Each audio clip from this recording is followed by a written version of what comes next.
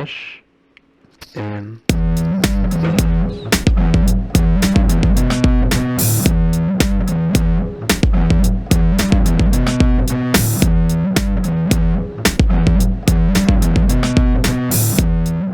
All right, welcome back to another episode of Fresh and Buds. I'm your host, Tommy Fresh, and you guys are my buds. I'm actually joined by a bud today, good friend Aaron from Go Again Gaming. How you doing, Aaron? How's it going over all there? good. I've had a coffee because for the viewers out there that probably don't know, there is a bit of a time difference between me and Fresh. So yeah, it's a 5 hour time difference because you're on the west coast, is it, of the US? East Coast. So yeah, 5 hours. You're over across the pond in the UK, correct? That's right. Yeah, East Coast. That's it. Yeah, so East is closer to where I am. Yeah, that's right. Yeah. Yeah, so that works out. I mean, obviously, 5 hours is still tough, but we can make it work, and I think we're doing it. We're doing it right now. We have a great episode for you this week. But before we get to that, I want to give a little bit of a congratulations to Show Michael Fang on winning the Calling Cincinnati this weekend, which is another limited calling. And a nice little anecdote is I went to my local gaming store Draft on Monday, and I sit down and he's sitting right there. He had just driven back from Cincinnati, so he's a Jersey boy just like me. And I was passing to him for Pack 1 and Pack 2, and we were both on Oldham. And he, let's just say he cut me off of a lot of blues that I needed. But I played him in round 2, and he actually gave me some great tips and pointers on the Oldham mirror match in Limited, which is one of my favorite formats. Another quick shout out to former guest on the show, Andy, Garbage Andy, for doing some great work in the booth at Cincinnati this weekend, as well as Rob Seigel and Tannen Grace as well. And did you tune in at all over the weekend? I've still got a lot of catching up to do because I'm doing a fair few videos, which I'll shout out in a bit. But I've definitely got a lot of catching up to do on that side, and the nationals are just about to happen in the UK as well. So I've had to make a little bit of content for the coverage on that as well. So there's so much going on, isn't there, at the moment with regards to this game? So yeah, a lot of catching up to do. Yeah, but I've spoke to Andy as well myself, and he seems like a really, really nice guy. So it's good to see that he's doing really, really well over at those events as well. Yeah, he's an awesome dude, and he's a friend of the show. When is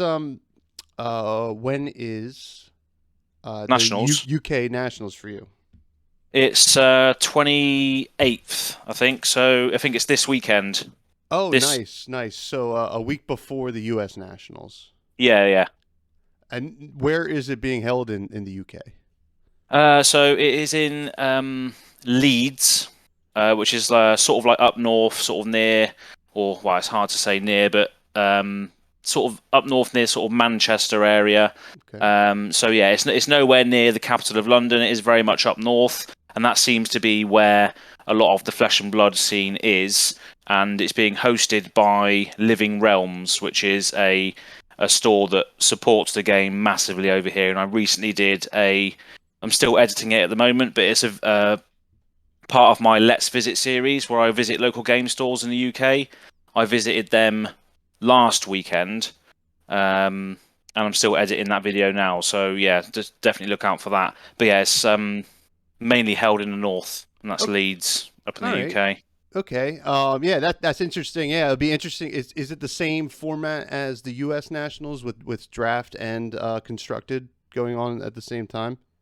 Yeah, there's all sorts of events and side events going on as well. So you can expect to see all manners of different players there, which is good. That should be great. I'm excited for the U.S. Nationals personally because I'll be down there partaking in the calling, not the Nationals itself, but hopefully see some great players, some great action, and hopefully perform well myself. We'll see. Will you be in attendance of the UK Nationals? Again, I can't because it's I'm very busy with a lot of stuff at the moment, Yeah, but yeah. again, I'm looking to watch a lot of the content that's being hosted by Tabletop 24 YouTube channel. So go and check them out if you're listening to this now or in the future. They're the ones that are going to be doing the coverage on the national in Leeds, and I have done a bit of sort of in between rounds filler content for their stream as well. So I will appear on there in sort of virtual form, but I can't be there physically because, on a personal note, I don't drive at the moment. I've got my first lessons Okay. in January.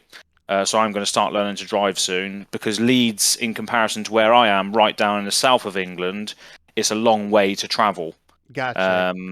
So yeah, that's another reason why I haven't really been around playing a lot of sort of in real life play since I started this game, is because I haven't been able to get to the places that host it. But um, I can go into this in a bit later. But Yeah. I'm going to be running and hosting an event nearby to me, which is going to be very, very good. Like Awesome. a little, Awesome. like a sort of intro slash beginners event, which sort of ties into the theme of the budget that we're going for today. So yeah, we can get to that in a bit. But Absolutely. And to be fair, I wouldn't be able to drive in the UK either. The other side of the road is oh yeah, quite daunting to me. yeah, we're weirdos over here. I don't know why we do that. Actually, I believe, I mean, and this is a little off topic, but, it's a podcast. Why not?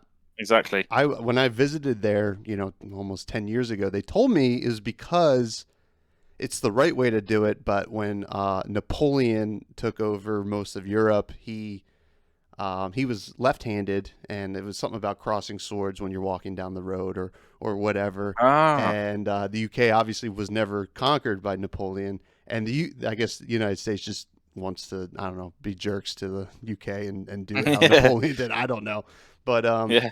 so yeah, another quick shout out to concerning the Cincinnati calling. They announced that we will be getting the supplemental set in probably Q1, hopefully January. Oh yes. Possibly February. The code name, I guess, now is called Tusible War, which is Yeah. is a funny little thing.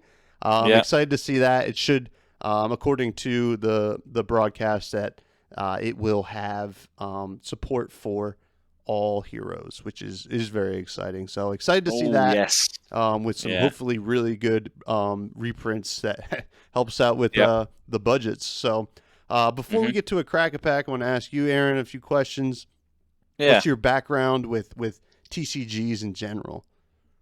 So I've been playing the big bad should not be named Magic the Gathering on a Flesh and Blood podcast since sort of 1998. Oh boy. So yeah, I've been playing a long time Magic the Gathering. It's been on and off really, and it's only been kitchen table Magic. I never played an F&M. I've never went to a draft. It's literally been my uncle's cards in a collection that I've just got out and made decks with my friends around a kitchen table. So we were really playing Commander as it is now back then, really. So yeah, Magic the Gathering, as soon as Commander blew up with like the Command Zone and all those YouTubers that are covering Commander content, I really got into Commander, and I think that's where the Jank Lord Supreme comes from. Really, Yeah. is because the reason why I like Magic and Commander is because you build a deck around a certain character or a certain legendary hero from that world. Mm-hmm. And it tends to be all the decks that I tend to make in that game. I don't want to go into it too much on here, but it is basically like themes and tribes and ideas that you might not necessarily be able to get across in a competitive format. So yeah, that's my background with card games. Played Pokemon, played Yu-Gi-Oh here and there, but Magic was the big one before I sort of put all of my eggs into, well, pretty much all the eggs into the Flesh and Blood basket. Now, that style of play, the Commander style of play, has to be the reason you got into Flesh and Blood, based on you build around a certain hero. So Yeah. is that when did you first get that bug for Flesh and Blood? So that was I started the game. I saw the professor's video on how to play because obviously I was actually making Magic the Gathering content on YouTube on a channel called Pass the Turn, which did fairly well for sort of 2 years or so. But I think I had Okay. like 500 and something subscribers. So yeah, I was doing quite well on that, and obviously as a result of that, I was watching a lot of Magic the Gathering videos and came across Tolarian Community College video on how to play, and I immediately was hooked by it by the fact that it was class driven. So obviously I'm a massive nerd. Don't know about you or the listeners, but I was a massive nerd and still am a massive nerd for sort of RPGs, Dungeons and Dragons, Diablo, PC games where you choose a class and you sort of get skills and abilities based on what that class can do and how you want to play the game. So that really drew me in straight away. That whole class-based TCG for sure.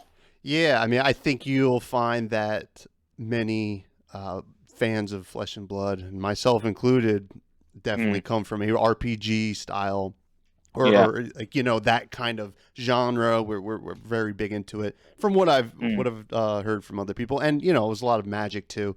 It yeah. hits on a lot of different like points. You got your competitive people from Magic and other TCGs, and then you get the Yeah. people that are into the hero and class stuff. So Flesh and Blood's great. It's, a lot of the reasons I got into it, and it sounds like we have a similar background. And let's talk Oh about. yeah. So you mentioned your last YouTube channel. Let's talk about Go Again Gaming briefly, Hmm. Yeah. if you So will. yeah, I mean, I started it back in sort of late May. So my birthday's on the 18th of May. If anybody wants to know, Happy 18th of birthday May. in May. Yeah. So I'm a Taurus by star sign, if that means anything. But yeah, I bought my first products on my birthday. So there's a chap that I got some boxes from fairly locally, and I got into the game just because I've watched the video and I thought, oh, let's get some product, get my hands on some products and just see what it's all about. And from that moment, I was hooked, and I was like, I need to start maybe making some content for this because I had some experience of making content on the old YouTube channel, and I was like, right, well, I know how to run a YouTube channel now. I can start it. I can have everything ready to go, and I think that's contributed to where or how far I've gotten within sort of 4 or 5 months so far of where I'm at the moment. And I think it does definitely help to have some experience in that area before you start like a Yeah. channel. So yeah, I thought, yeah, I just want to cover this game just for the fun of it. Yeah, and I think that when you are passionate about something and you make content for it, it really shows. And I think that Exactly. tends to be the content that really ends up succeeding. So, and I've watched some of your content, and it comes through, and I'll be on Yeah. some of it soon, right? Oh yeah, definitely. Yeah, Yeah. that's that. Yeah, yeah, you will. Yeah, that's something we can mention now. So yeah, the that video is pretty much all fully edited. Our first game, which spoiler alert, is me playing Viserai and you were playing Levia. Yeah, yeah. So Um, it was a fun game, and what's the name of the series is going to be? Life's a pitch. Love it, love that name. Yeah. But So so yeah, um, you'll be appearing on that first episode. Will be awesome, coming out probably within the next week or so. awesome. I'm very Um, excited, and I'll be sure to post the links for that for anybody interested. But yeah. all right, let's get to a crack a pack. I have Hmm. a pack of Tales of Aria. Yep. I'm not going to spend a whole lot of time. We're going to see if we crack anything cool. I might go over some rares and how we feel about Tales of Aria with you in general. Yeah. Do you play much limited, or you keep it to like constructed? So with Tales of Aria, I haven't really had the chance to get my hands on any product. The only product I've got my hands on was for the Creators of Aria tournament Okay. that was going on. So I only managed to get 6 packs for that. So that's all I've opened really. So I haven't had much experience with it yet, but obviously I have looked through all the cards. Gotcha. Yeah. I've been enjoying the set quite a bit. Yeah. It's a shame that you haven't been able to get your hands on more, but hopefully with Unlimited coming out, I think it's out in the UK now as of now, right? Unlimited. I think it's a month or so away. I think the Unlimited. The first Oh. edition's here. Oh, okay. Or maybe it's 2 weeks or something like that. I don't know. But all right, let's get to it. First we got Yeah, yeah. chill to the bone. Hmm. Ice action. I'm not super high on this one. For draft anyway. It's I nice think to. What was that? I was going to say I think it's good in. I think it is. It can clog up a limited sealed pool. When I was playing against Dead Summer Art, um, he hated seeing that card, and I hated it as well when I saw it. So we both played it because it was a Lexi mirror match. Oh So yeah. so yeah, it is a horrible card. Especially if you can get a dominated arrow through, you're then clogging him up with, if it's the red version, 3 frostbite, which can screw over your whole turn basically. Yeah, it's Um, definitely its home is in Lexi, as opposed to yeah, Oldham for sure. yeah, But I wouldn't first pick it by any no, means. Next we have Blue Heaven's Claws, lightning attack. I mean, it's good to flip for Lexi, right? Get it into your yeah. arsenal and then flip for the go again. But a blue's good to have. Not super thrilled starting there either. No. Next, we have Entwine Lightning, the red one. This is the fuse one. When it's fused, it gets go again, 4 Yep. attack, for 0 cost. I mean, it's pretty efficient attack. I wouldn't mind starting there. How about you? I really really rate that. I really like it. Really like Entwine Lightning. Especially if you're going all lightning, you're playing 0 for a 4 attack with go again potentially most of the time if you are running lightning only. Mm-hmm. So I think the rate on that's quite good. Yeah, I think that's where I would be as of now. Next, we have Winter's Grasp, the red one, which comes in for 6 ice attack. Yeah. Another efficient attack. Good for ice flipping ice in Lexi if you're on the ice side of her. Hmm. I don't know if I would take Winter's Grasp over Entwine Lightning though. How about you? No, was it 2 for 6? Is it the Yeah, red one? 2 for 6, blocks for 3, but yeah, 2 for 6. Yeah, I think the block 3 is probably one of the most underrated parts of that in Lexi, because Lexi can't block really very well, apart from Mm-hmm. if you block with arrows, which you don't really want to do. Yeah, no, So, definitely not. but Um, maybe in sealed, yes, it's all right, but not for Lexi. I don't think really in anything mhm. else. Next, we have the yellow Glacial Footsteps, which this is a card that hits pretty dang Yeah, hard. But it costs 6. The yellow one hits for 9, and if it's if it's fused, it's dominated. I don't want yeah. to So start there, but if I'm in no, Oldham, I want to make sure I have at least 1 or 2 Glacial Footsteps to kind of end the game with. definitely a finisher card. Yeah, 100%. Yeah. We have our first rare, which is the Blue Cold Wave. This is a nice arrow attack. Oh Uh, yeah. hits for 3, costs 1. If it was fused, ice fused, activated abilities costs opposing heroes an additional 1 this turn. I don't love Cold Wave in limited. This seems like almost maybe a sideboard card for a more constructed Lexi build. Yeah, no, I agree. Yeah, because it's a very, very specific. It's very, very specific tax, isn't it? Cards and activate abilities. Your cost opposing heroes and additional resource this turn. So it has to be on your turn when you Hmm. attack with it. So what's that really doing? It's preventing you know preventing what defense reactions. What I does don't it really prevent? even. Yeah. Taxes, defense reactions, pretty much. That's it. And I guess instance. Um. Yeah, and activated abilities of other heroes, I guess, like Oldhim's ability, but then costs an additional 1 because you've Hmm. cold waved him. Is that right? Does that work? Yeah. I believe. Yeah. That should be a activated ability defense reaction. Yeah. Yeah, so Um. it's sort of stopping that as well, I guess, for that. But yeah, very situational. Yeah. A little bit too situational. We do have a majestic. Oh, Pulse of Volthaven, the lightning ice instant. cost 0. It's red. The next lightning, ice, or elemental attack this turn gains +4. Nice. This is, I mean, I think, I mean, you have to be in Lexi for that one, but it's not a bad place to start, I would say. No. Yeah. So I think I'm probably on the pulse so far, but it is a little tough to start pigeonholed into one class, especially in draft. Obviously, if this Yeah. was in your sealed pool, you're like, oh well, it looks like Lexi's looking good so far. Yeah, well, yeah. I mean, yeah. Well, lightning, ice, or elemental attack gains +4, so everything gets +4 for nothing. Mm-hmm. Yeah, I, and pretty strong.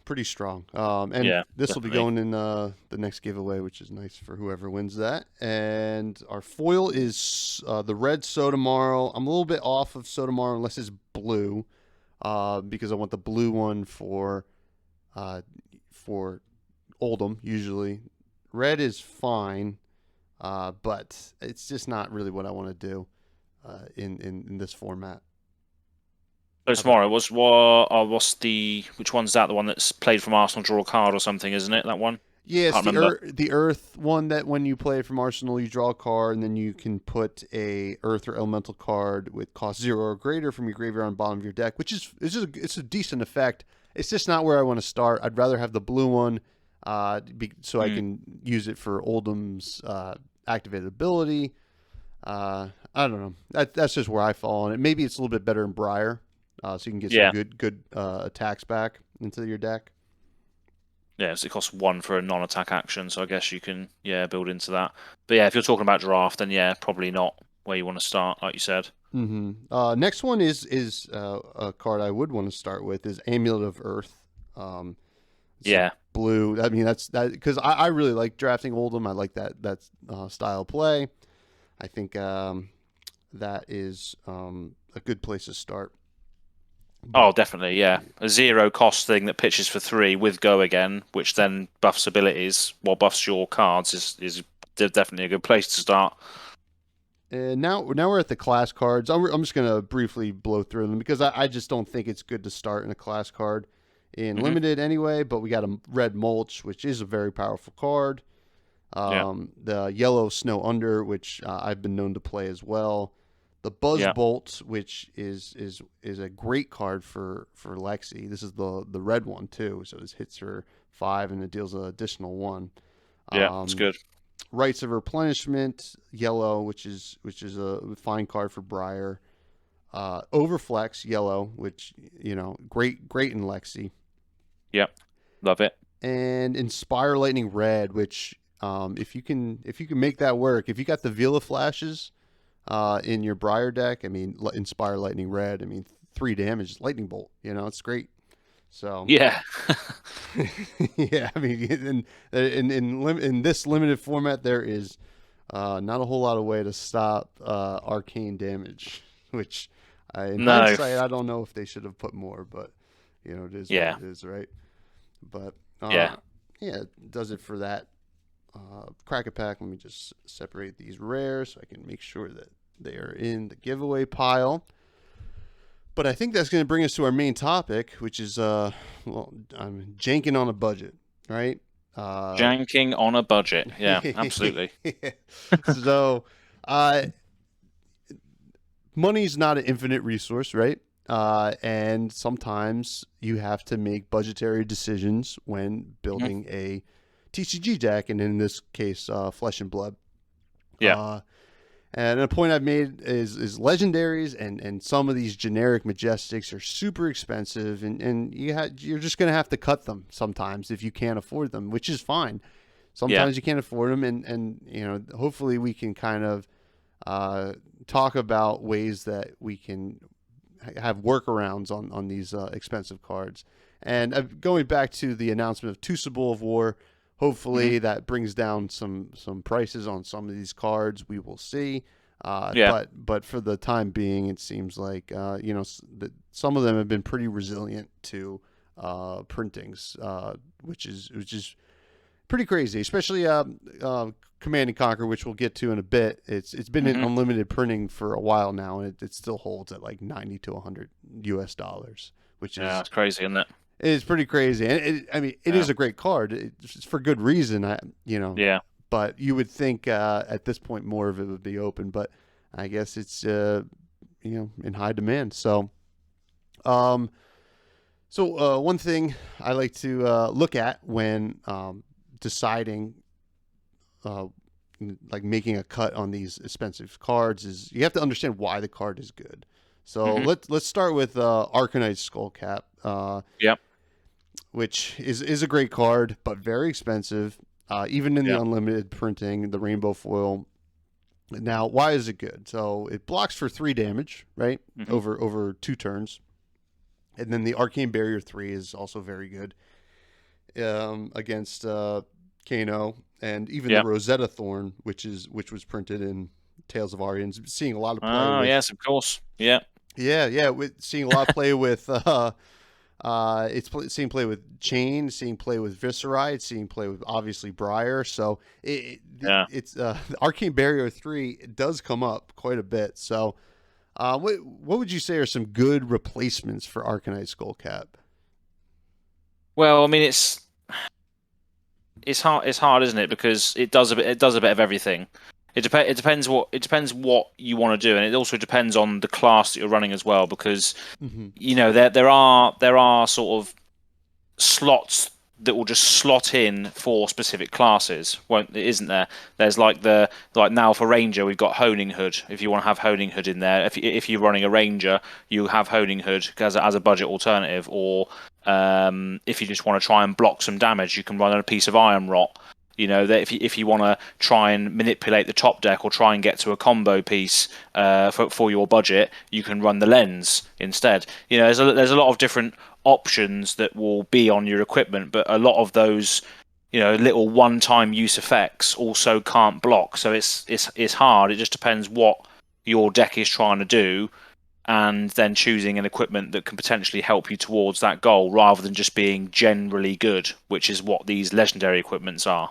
Yeah, absolutely. And I think when looking at Arcanite Skullcap, looking at the fact that it blocks 3 damage, and then the Arcane Barrier 3 comes up, when looking at that, it's like, well, if I wanted to play it for the damage, I would definitely look at the Iron Rot for sure. But if I'm looking at it for the Arcane, I would look at Null Rune Hood, though that's very situational. You'd only want it in some matchups. And I made a note about some common class head equipments are contribute to like synergy, and we'll go over a lot of synergy as we move on. But Ebenfold or Ebenfold, I'm not sure how you pronounce it, but I've been calling Ebenfold for Levia, so I play Levia. Ebenfold. Yes, you do. I sure do, and that's a card with Spell Void 2, which is basically blocks 2 damage, which is like close to Arcanite Skullcap, right? And it has some synergy as well, where you can destroy it and banish a card from your hand to make sure you don't take the Blood Debt from Levia. There are always some good alternatives, but you have to decide why you're playing, or why you feel you need to play the Skullcap before you decide what you want to do in terms of replacing it. So I would start with an Iron Rot for sure. It's just classic style of equipment, right? It's going to block for 1. I don't think if you're playing a lot of budget games with like friends and stuff like that, I don't think you're going to run into a lot of like OTK Viscerite decks, so you're not going to really have to worry about the Arcane Barrier as much. But I also put the Talismanic Hood or the Hopes Merchant Hood and Talismanic. Was it Lens? Is that the Talismanic Lens? Yeah. Which have some just good utility for in-game play. So.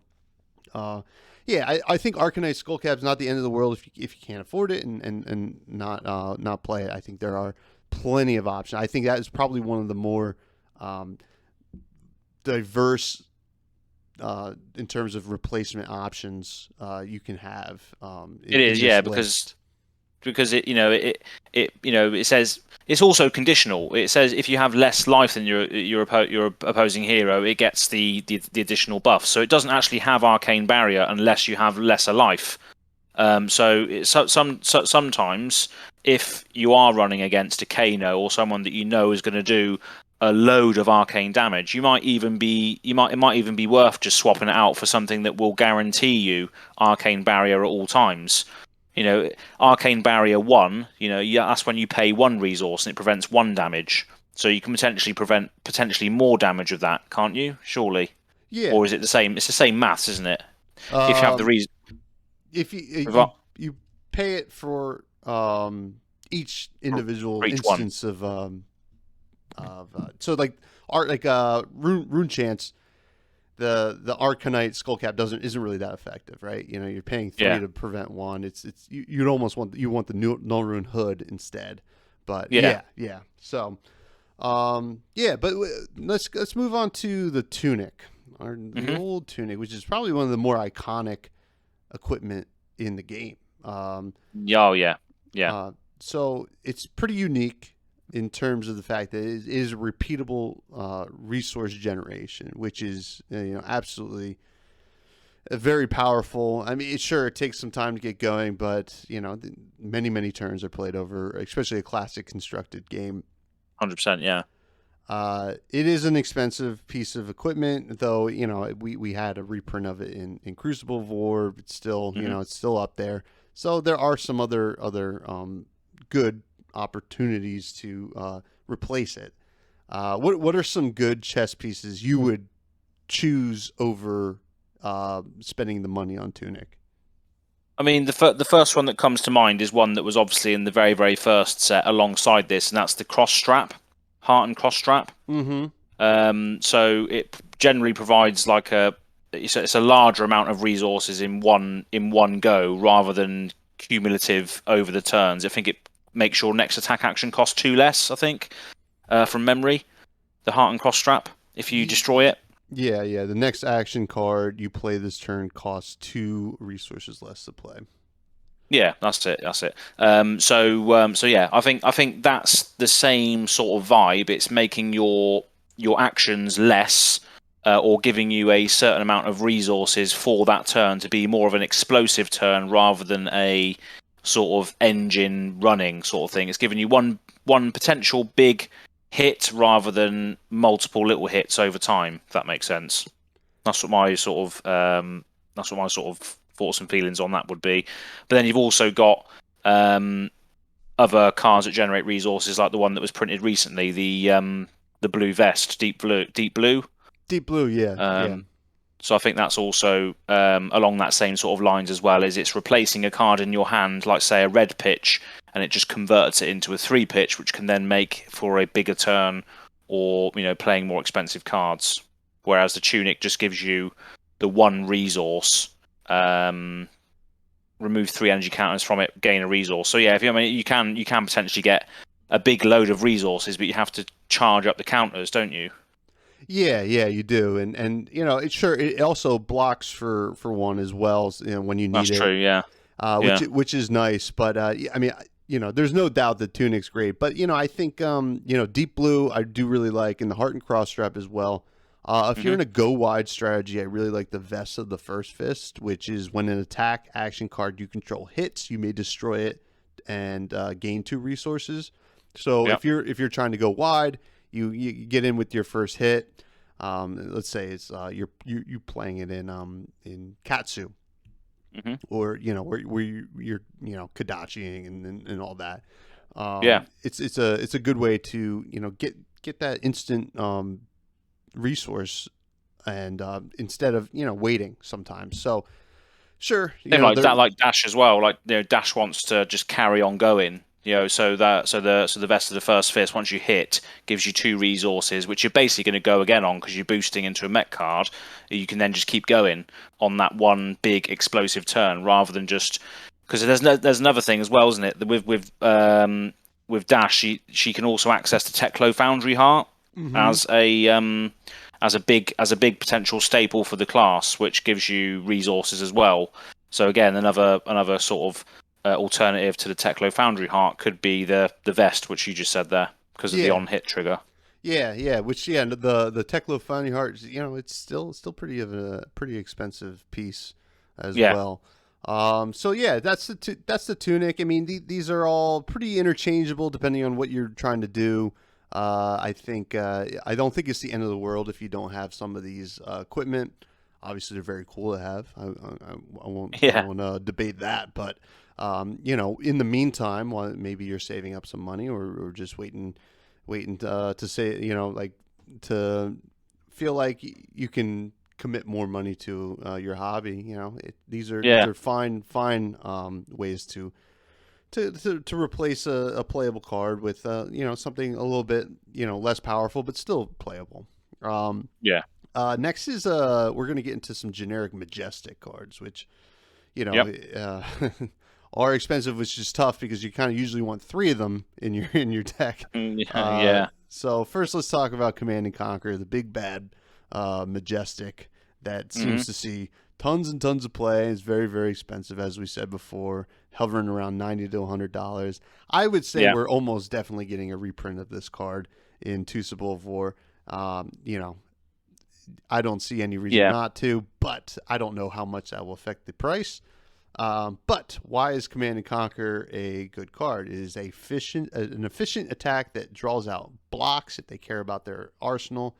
It costs 2, comes in for 6, and also blocks for 3 if you need to. So what do you want to replace that with? You want to replace it with a good attack that has an on-hit effect, and some good generic options I've found are Pursuit of Knowledge and the red Rifting are good. Oh, Rifting, I don't think about that. That's I've seen that obviously opening loads of Arcane Rising, but I just never thought, because the red version is a 2 for 6, isn't it, with a hit trigger? It sure is. Yeah, you want to. You definitely want to kind of force a block. So Rifting, if you don't know, is it's the same stats. It blocks for 1 less, so it blocks for 2. If it hits, you may play your next non-attack action card this turn as if it was an instant. So I like Rifting as a Command and Conquer replacement in like Chain and Prior, like anything that you have a lot of non-attack actions. So I definitely like Rifting quite a bit. Another one that is not necessarily cheap, but it's a lot cheaper than Command and Conquer is another Majestic from Monarch, Nourishing Emptiness. Yeah, that's a good one. So that again, that's another force block, isn't it? Because then obviously, if is it that one that's you get 1 intellect if it hits, isn't it, that one? Yeah, it has a requirement. So it's same stats as Command and Conquer. However, if there are no attack action cards in your graveyard, it has Dominate, and if this hits, you gain 1 intellect. So nice. It's situational. You have to build your deck around like not a lot of attack actions. So maybe Dorinthia might like it. I definitely think that I would like it in Levia because I'm emptying my graveyard constantly. Yeah. I play the Command and Conquer, so I don't think I need the Nourishing, but I do think it's a great option. So that one's hovering about like $8 a card, which is not cheap, but like not necessarily $100 a yeah, it's not. Yeah, it's definitely not. It's definitely more budget replacement to those cards if you do have a little bit more to spend, or you want to upgrade it a little bit further but can't push for those cards. You can run those ones instead, which do have better effects. And so that's a fair point. And then if you're not looking for a generic option, you can look at your classed cards as well, because sometimes they have good on hits and can contribute to more synergy, which could in the long term make your deck play out a little bit more. Like I know, for example, Dash plays Command and Conquer, which sucks to hit when you boost, right? You flip your Command and Conquer, and you don't get the go again.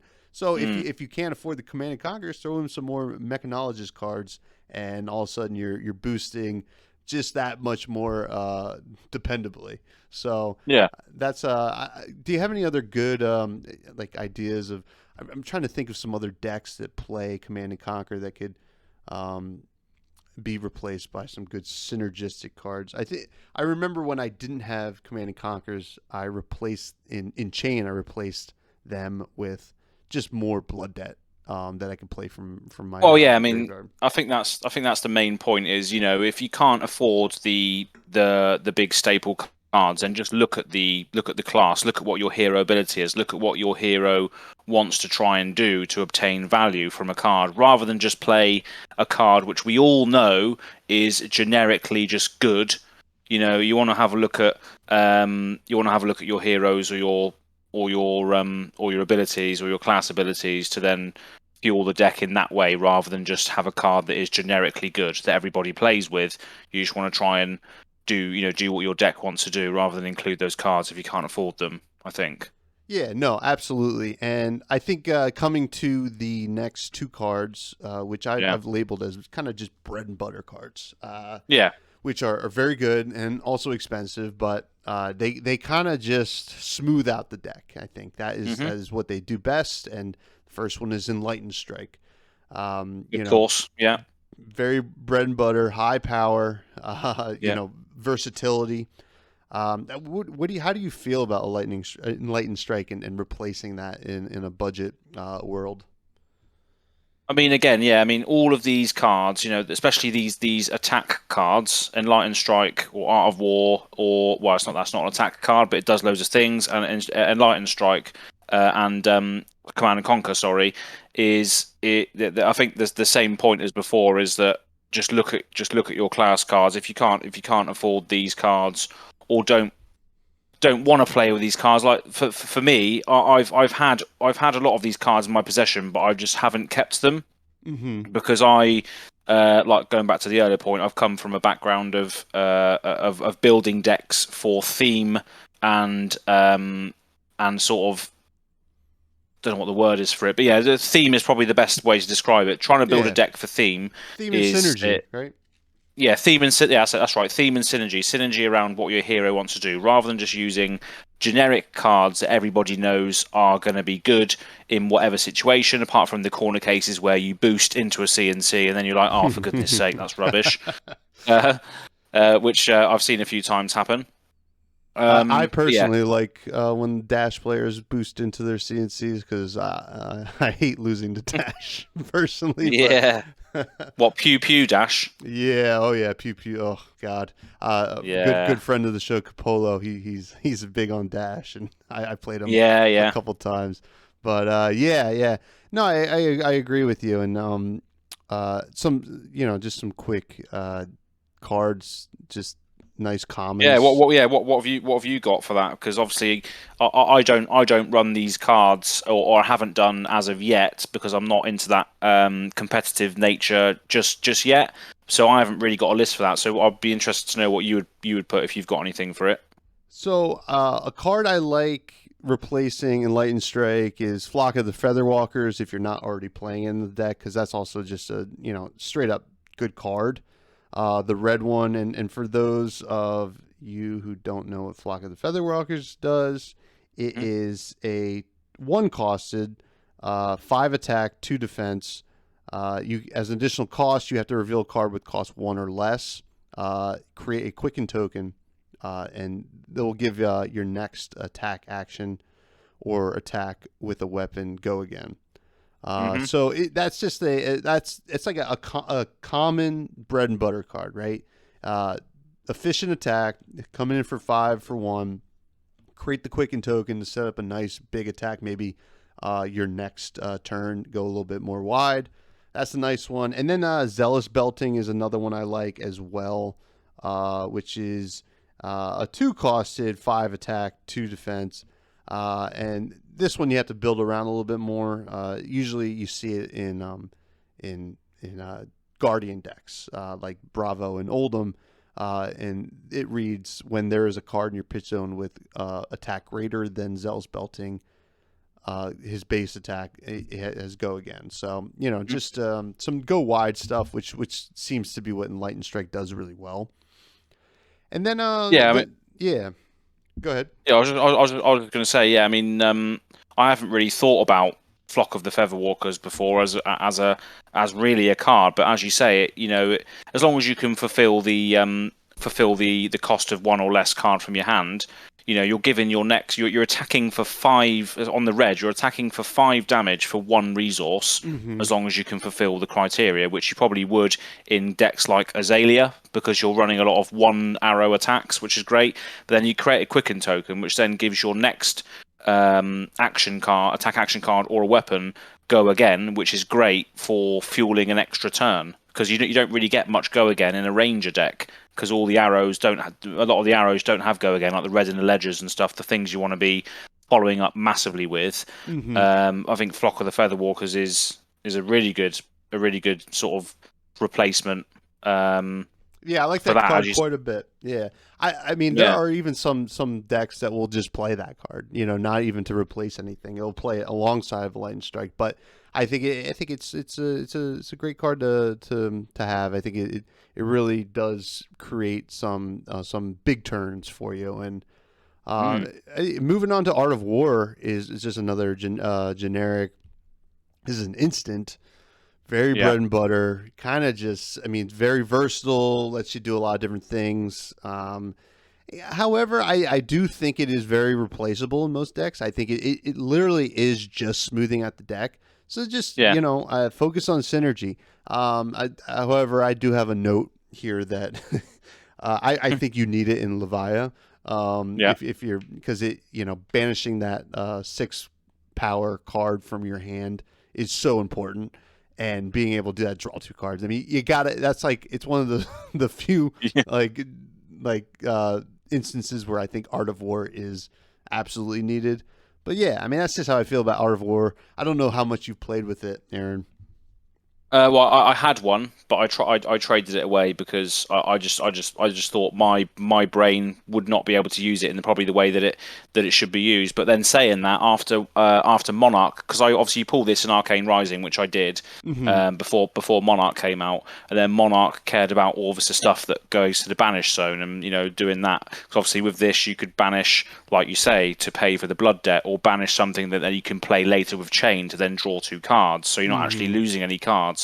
So yeah, Art of War definitely in the banish style stuff is, as you say, bread and butter, 100%. But you can still fulfill those conditions with those class cards like Levia or Chain. You can still get stuff into the banish zone fairly easily without this Mm-hmm. as well. Yeah, you could still do Um, it. However, it's just it's it is one of those just cards yeah, where you're just like, oh man, you have just that needs to turn go where in you're there. like, oh man, my graveyard's not. There's nothing in my graveyard. I can't banish anything. You're just like, man, if this was just an Art of War, But Yeah, I think you could still make it work. But yeah. yeah. So those are just some some cards, and like Art of War is just one. I think just focus more on your game plan Hmm. if you don't want to play it, and yeah, that's just kind of where I've fallen on all these generics. Yeah. Uh, so let's just talk about like some budget. So you mentioned that you might have a budget league coming up. Yeah, so yeah, I'm running a in real life event with a game store in Basingstoke. Sort of, if there's any sort of English viewers listening to this as a result of me potentially being on here, that's in Basingstoke in the sort of Berkshire area, and it's going to be like a new intro beginner event for Flesh and Blood, and yeah, it's going to be a budget blitz format, Cool. which can't use any majestics or legendaries or fableds. And I was going to ask you as a question whether you think supers should be allowed, because I know super cards are not majestics, but I think they were equivalent to majestics back in those older sets. So I'm asking this question to a lot of people and just seeing what response is before I actually run the tournament. So what do you think on the supers? Because the supers are a lot of like tutors and stuff, aren't they, for the classes, the super cards? Yeah, I personally, I don't even. I wish they'd never even printed supers. I'm so much Yeah, happier that they're not doing them anymore. yeah, it's weird, Um, isn't it? It was a weird thing. It was. I mean, yeah, sure. Yeah, to be fair, they were figuring things out. I don't Yeah. think I would allow supers. I think I Hmm. to make it more restrictive is will breed more creativity. I think Yeah. in Yeah. my experience with these kind of like pauper style formats. Hmm. And I think this is really cool. I hope to see some of this over here in the states. Even with I coming from my area, there's a good amount of stores that are having a really good turnout for Flesh and Blood events, and I think so. Yeah. This would also help convert some of your uh, you know notorious Magic players over to Flesh and Blood. I mean, you've already seen that start. It definitely has that ability to do so. I Oh yeah, think. well as you say, like friends of your channel like Capolo and Garbage Andy, they used to be doing a lot of Magic the Gathering content, and now they are transitioning over to a lot more Flesh and Blood things. And we've seen like the Professor do more Flesh and Blood with the Booster Box game series. We've seen Hmm. a lot of cosplayers from Magic the Gathering go over to the events in the US as well. So I don't know. I don't want to reveal too much, but I've been speaking to Pleasant Kenobi Oh in the yeah. UK about Flesh and Blood as well, and he wants to do more, and he's started doing streams opening products, and he's been speaking to LSS and stuff. So, a lot of those Magic the Gathering personalities and the people that are doing it really, really well. And have all the support from like Channel Fireball and all that sort of stuff. They're really getting into Flesh and Blood now. So I think again, more eyes on the game is always good. Absolutely, and more events like this that you plan on running is just great and healthy for the game.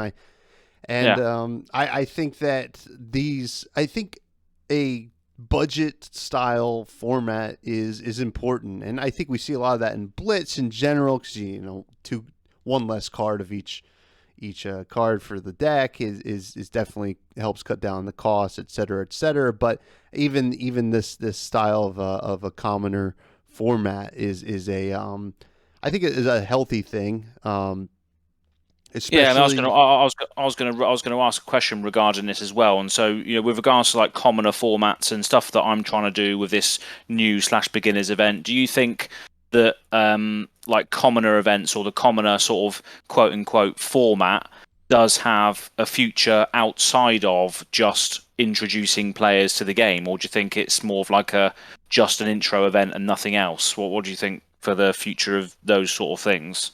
I believe that there is a future for it. Yeah. Now, my reasoning for that is it's actually based on a lot of what I've seen in Magic the Gathering. Uh, Okay. Magic the Gathering has a pauper format, which is commons, uncommons, etc. And I find that most, or not most, but like a large majority of players of pauper Yeah. also kind of have invested into like legacy, right? They have a bunch of duels, and stuff like that. But they kind Yeah. of invested into like one deck, right? Which is Hmm. expensive, especially in legacy, which is the oldest format in Magic. Uh, Yeah. I think that I could see the parallels in Flesh and Blood. Someone's gonna be like, I, pimped out on a Lexi deck, right? Hmm. I love playing Lexi. I foiled her out. I got all of her great legendaries. I still also want to just, brew and play with some other cool stuff. I think a commoner format is a great, inexpensive way to do that. Which is, Yeah, it was just like a palette cleanser, isn't it? You play your big, massive CC tournament, and then on the side you just play a couple of commoner um, decks with heroes and stuff that might not be as effective and as competitive, but you like playing them for thematic reasons or interaction reasons or art on the card reasons. So I think the as well as that, playing it for theme and flavor purposes, I think Commoner also will, as you said earlier, sort of inspire creativity, especially as we get more and more and more cards. Because we're still very early in Flesh and Blood. We've only had what, 4, 5 sets, proper sets. Four sets and a supplemental set, right? We had Yeah, Monarch, Tales, Arcane, and Welcome. that's it. Yeah. So yeah, So we have a I think we have a large amount of pool to still grow, right? We yeah, yeah. and someone on I was talking to someone on Discord Hmm. not too long ago, and they were like, "Hey, do you think there'll ever be a Flesh and Blood cube?" And Yeah, why not? I think that we could have that. It'll probably take a couple of years for us to have a Yeah. pool big enough, right, where someone could build like a really fun cube, and you'd probably Mm. have to like decide on 4 heroes that the cube's going to have, which is also very interesting because I do love cube drafting in Magic, and I love drafting in general. I've really enjoyed drafting Flesh and Blood. Yeah. Cube drafting, that would be really cool, right? You're just like, well, I'm gonna support, all these Runeblade cards, all these Brute cards, all these Illusionist cards, and all these Arch or Ranger cards, and that's it. Yeah. It won't support any of the other heroes, and that is my cube. And then you can kind of switch out, right? You can switch out heroes into the cube, which is really cool. Which is a great casual, and in a way somewhat budget. Some Yeah, cubes get yeah. pretty expensive, but when you build a cube, you get a lot out of it, right? And it's like the replayability out of cube is pretty incredible. But I see. I mean, in our show notes, I saw that you mentioned Ultimate Pit Fight. Have you played any of Yeah. that? Not. Well, I've played it with some friends, and I'm playing it again with. So a lot of my Magic the Gathering based friends are coming along to the aforementioned event that I'm going to be running. So they're coming round next Tuesday to just sort of. So I keep going off on tangents here. So I hope I'm explaining myself correctly. That's okay. So for this in real life event. I commissioned a local UK community member to build a load of budget blitz decks for me. So I've got a blitz deck for each character that's been released so far. Nice. So my friends are coming around next Tuesday to just blast through as many heroes as possible, so they get to get a feel for all the characters and get a bit of experience before this in real life event, and they get to obviously then choose what hero they want to bring along, sort of thing. So I'll probably play a bit of Ultimate Pit Fight with them next Tuesday. But I have played a little bit with them beforehand, but didn't have as many decks available at the time. But it's something I definitely want to do more of. Yeah, yeah. I think Ultimate Pit Fight, and that's a great way to get people into it, especially if they come from maybe the commander side of things. Yeah, exactly. I don't know, like when people talk about Ultimate Pit Fight, I feel like they talk about it being, this is the casual format, right, of Flesh and Blood. I don't think it's limited to Ultimate Pit Fight personally. No. I think there is a lot of naturally casual feel to it, just because of the parallels to like Commander, right? I think there are so many people I talk to on Twitter, on Discord, in the community in general that are just kind of like really have their fan, like they're a fan of one of these heroes, right? And I think that naturally breeds a casual, aspect in the game. Yeah. And I think that we'll see it probably on the kitchen tables. People are just like, oh, I'm bringing over my Azalea deck. I'm bringing over my Rhinar deck. I'm excited to play. I just started playing around with Levia. This is a crazy deck. I've never even tried it. I think there's I think the fact that there are there's a few heroes, I would probably say at least a third of the heroes aren't exactly what I would call tournament competitive, right? Yeah. However, I think every hero has people playing them, if that makes sense. And I think that's proof that, it's more than just competitive in Flesh and Blood. Yeah, exactly. Yeah. And I think so.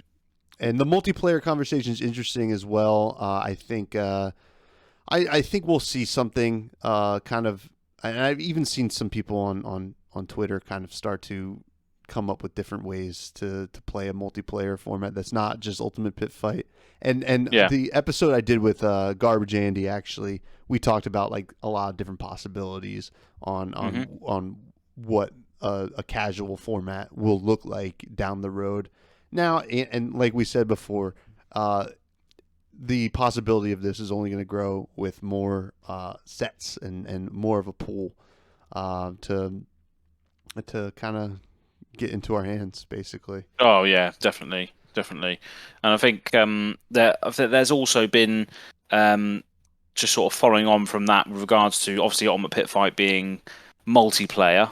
There's also, I think, whether that's officially or unofficially, I have seen stuff floating around with regards to sort of player versus environment and co-op game styles, which could also be quite good for lending itself to casual players who want to build with their heroes. You want to have an Azalea trap deck for whatever reason, that might be able to contribute if you're fighting against an AI based engine, potentially, where you got waves and waves of enemies coming in and you're using your traps to kill those enemies coming in, while your Dorinthia player is then slaying ogres coming in at the same time. So I think if there was something like that in the future, I don't know how far they've got along the line with it, or whether it is just fan made, but I think this system would very much work with player versus environment style things. So I would love to see something like that. And did you talk about that on your previous one at all, PvE stuff? Yeah, we mentioned it briefly. We kind of just went over some ideas of what we thought would be, Yeah. something interesting. I like the idea of like two-headed giant. I like tag teams kind of going against each other. I like the idea of maybe creating a deck that supports two heroes of the same class. So like you've had Chain and Viscerai, so you can combine, so you can play your shadow cards with your Viscerai, etc., and get both of the effects. So like maybe someone would bring like a Lexi Azalea deck, right, to the table, which would be really interesting. I think that I think there's a lot of space to explore with the casual and budget side of things, and I think we probably have some good things ahead, because with the amount of people playing, I think like EDH / Commander, like that was born out of the kitchen table, and I think we're going to see something like that in the future with Flesh and Blood. Yeah, definitely. I hope so. Yeah, the casual space definitely seems like, again, a space that a lot of players play at. Definitely. So yeah, it's definitely an untapped potential. So we'll see what awesome and crazy ideas people come up with for that. But yeah, for me, I mean, at the moment, it feels, sometimes it does feel that everything is very competitive at the moment, For sure. and everyone is looking for sort of the the best rate on the cards, and people don't really experiment that much, especially if you're playing in a tournament. Because I've ran a few sort of Discord webcam based tournaments on my YouTube channel, which have been live streamed, so you can go and check those out. Whoever's watching or listening now in the future, you can go and check those out. But again, people that play in tournaments, when there's prizes on the line, you want to be running Enlightened Strikes and Command and Conquers and Art of Wars and stuff, and Tunics and Skullcaps, because you know that the rate for the card mathematically is going to be better than running a trap for Azalea. So I think that is one of the things that I have found recently, is that I think the competitive nature of it sort of strangleholds the experimentation, which is why I like budget, and why I like casual, and why coming from EDH, where you have to build a deck based on restrictions, I think Flesh and Blood at the moment could be the restrictions could be the budget side of things. But I don't know what you think, but I do like building on a restriction, because I do think like the creativity gets sapped out of it on a very high competitive level. Yeah, I agree. that you kind of get in the high competitive level. You get people arguing about like, well, should I play three Yeah. of this or three of that? It's like it's not so much a large scale thing, but I do think anytime a new hero comes out, people really put their minds together and get creative to try to find the best version of that deck. Yeah. I think you see it with Briar, Lexi, and Oldham for sure. But yeah, I do like that. This is why I like limited so much. I think that's where you're just literally the most restricted you could be. A limited card pool. I enjoy the creative and the side of that. In terms of building those decks and either if it's sealed or draft. But yeah, no, Yeah. I think we fall into the same category quite a bit, and I think the commoner format will be pretty important for the health of the Yeah. game, and especially some kind of casual format to be determined. I think once we get more sets, I think we're going to start to see it. As these heroes have more and more options to play in their deck, we will see a lot more experimentation. So Yeah, I think so as well. And do you think that the Crucible of War, or whatever it's going to be, do you think that will still include like weird and bizarre blitz heroes like the Crucible of War had, like Kasai and the Merchant and stuff? Do you think we'll see more weird blitz heroes that we can use potentially in these ultimate pit fights or casual scenarios? Do you think the supplementary sets might be the key to casual hero, like Data Doll as well, because obviously she was garbage. Yeah, I think that's an interesting question because based on the one other supplemental set, I would say yes, but Yeah. We don't know. They might release a like a whole new product to kind of just focus on that, which I think would be really true. great. Yeah. Almost in the way that Wizards of the Coast releases like Commander only product, which I think we could see something like that. So it's hard to say. I would say based on regular Crucible War, I think we might see something like that, and it'll be interesting. I mean, I'm excited for Crucible of War regardless. It will be interesting to see what is in it, but yeah. So I think we went over quite a bit here, and do you have any last thoughts here, Aaron? Not so much really regards to. I think the main point, really, the main takeaway for me is with regards to playing with, or if you can't afford or don't have the staple cards that are obviously and generically good, like we've mentioned multiple times on the show today, that just go with what your hero says on your hero card, or what your hero wants to do, or your class specific cards or equipments for synergistic purposes. I think that's probably the best way to look at it. Or if you're trying to go down a certain route, if you want to draw more cards, for instance, or if you want to have attacks that have go again, look for those keywords in cards that are outside of your generic staples. I think synergy is key. If you don't have the raw power, synergy is the way to go, I think. 100%. And I see on Reddit, I see on Twitter that people often ask, "Hey, I don't want to buy these Command and Conquers. What should I do?" And that's just the answer, right? Just focus on what your hero wants to do, and I think you'll be just fine.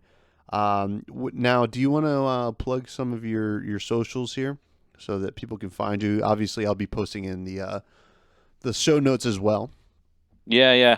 So the main one is YouTube. Just type in Go Again Gaming on YouTube and I'll come up. My sort of logo thing is like a weird sort of Rune Blade character. Because I love Viserai. That's my favourite character. And I've modelled my sort of logos and branding on that. So you should be able to find that. Loads of purple hues. I'm also on Twitter. That's Go Again Gaming AZ. So Go Again Gaming as. And then I'm on Instagram as well. And that's Go Again Gaming UK. So they're the main socials. I also do have a website, goagaingaming.com, which because I sell unique playmats here in the UK, So yeah, if you're looking for a new playmat in the UK, if you're on the UK or in the US, I have shipped to US before. You can get them on there if you want to get slaughtered with shipping costs, then that's fine. But yeah, that's all my social stuff, all the Great. stuff I'm doing. Great. And as always, you can find me on Twitter at twitter.com/freshbloods.pod. You can email me at gmail.com/freshbloods.pod. If you have any questions, if you have any inquiries, anything at all, you can reach out to me. And then all the show, or the show is available on Spotify, Apple Podcasts, Google Podcasts, YouTube. Nice. To finish the show, you're from across the pond there, Aaron. What is your favorite dish? What is your favorite food? Or a food that you want to feature, for my listeners that, maybe they haven't heard of, or just something that you're really passionate about. Well, here, I'm not sure. You probably do have it over there, but one of my favourite meals is a roast dinner, which you normally have on a Sunday, which is more of like it's like a Christianity thing over here. Is on a Sunday you have a big roast dinner, which is like your potatoes, your gravy, your meat, your veg. So I think you do the same thing like Thanksgiving over there and stuff. I imagine it's a similar sort of meal, isn't it?